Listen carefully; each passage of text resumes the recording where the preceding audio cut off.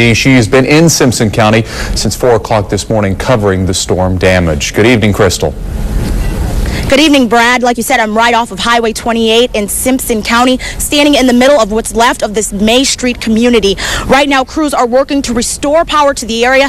But Brad and Joyce, I've got to tell you, it's amazing to see how this community is pulling together.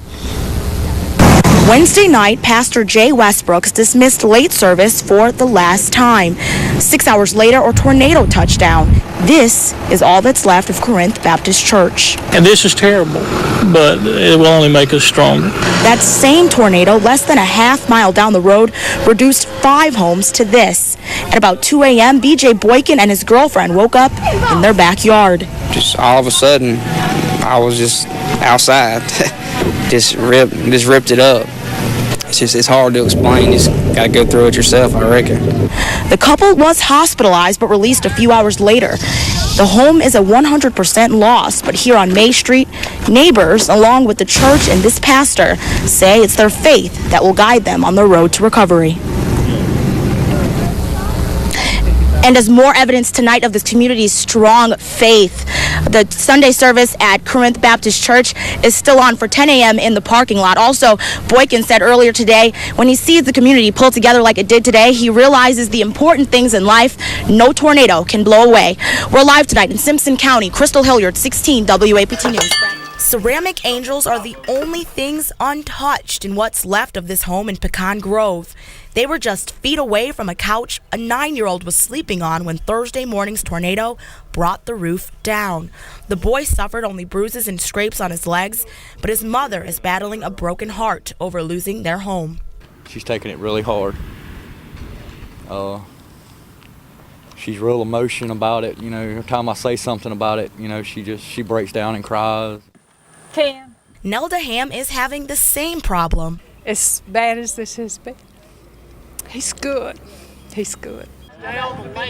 The home she lives in can be repaired, but the tornado destroyed her family's other home and barn. Ham's husband died a year ago, and now she thinks of him to regain her strength. He would tell me to be strong, and we always supported each other, so that's about what he would tell me. So I'm trying to be strong. Down the street, staff members of a group home are hard at work, packing up everything the tornado didn't ruin, which is hard since some rooms are reduced to rubble. The puddles of water all through the home are coming from in here in the bathroom where the roof had caved in and the sprinkler system was working like a fire hose.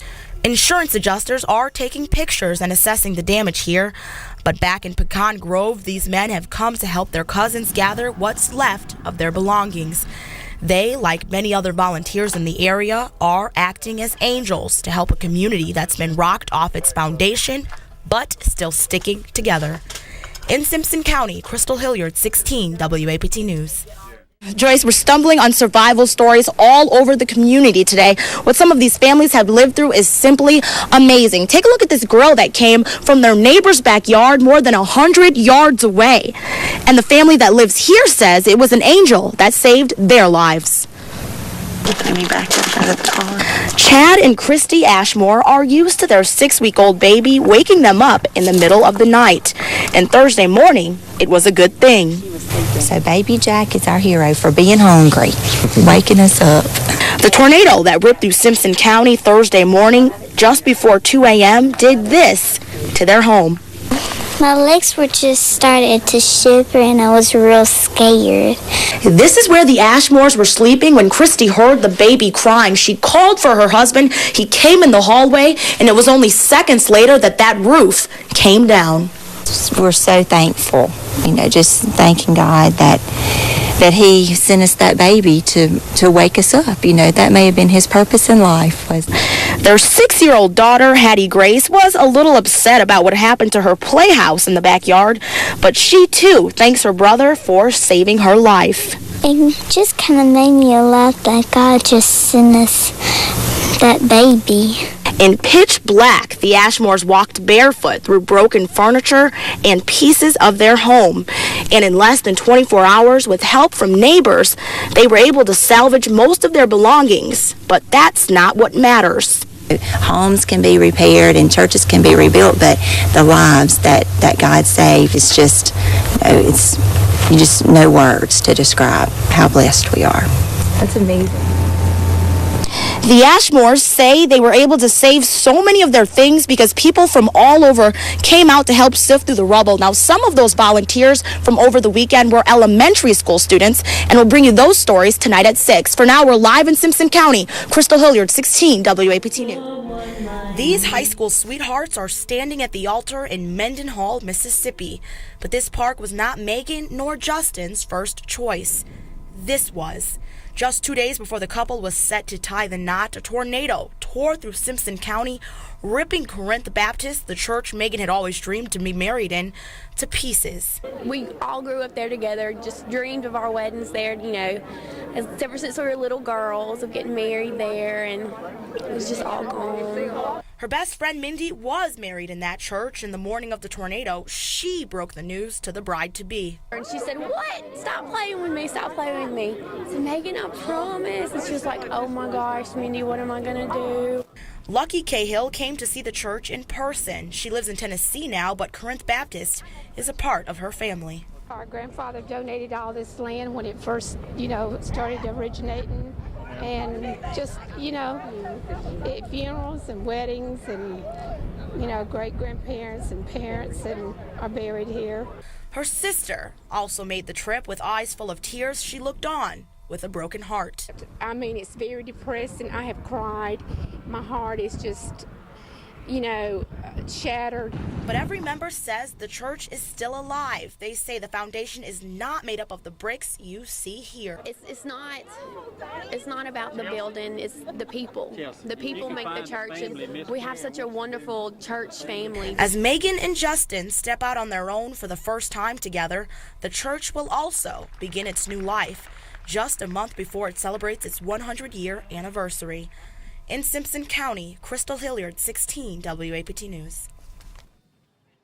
Insulation, broken screens, and vents lie just feet away from a Good Friday church service. Our hearts were very saddened, but our spirit was not weakened. You're looking at what's left of Corinth Baptist Church after a tornado ripped through Simpson County 2 weeks ago. As service began, the folding chairs filled up with tornado survivors like Chad Ashmore. This is special. I mean, it's amazing. The community's come together, and man, you can tell the love and atmosphere, and the Lord's really moving among this community and among its people. So it's good to be back here. I was kind of thinking about not doing it, and then I just felt the Lord speaking to my heart that this is something we had to do, and it wouldn't be right doing it somewhere else. We needed to do it here. On these grounds here at Corinth. With a cloudy sky and a heavy breeze, Corinth Baptist is holding service exactly where the sanctuary once stood. We're going to still share the gospel with people, even though the buildings have crumbled. The church is alive. I've told you that before, I know, but it's so true. The pastor's podium is damaged, but still standing tall, and although the piano is sitting on wood, it's in good enough shape for Pastor Westbrooks to show off.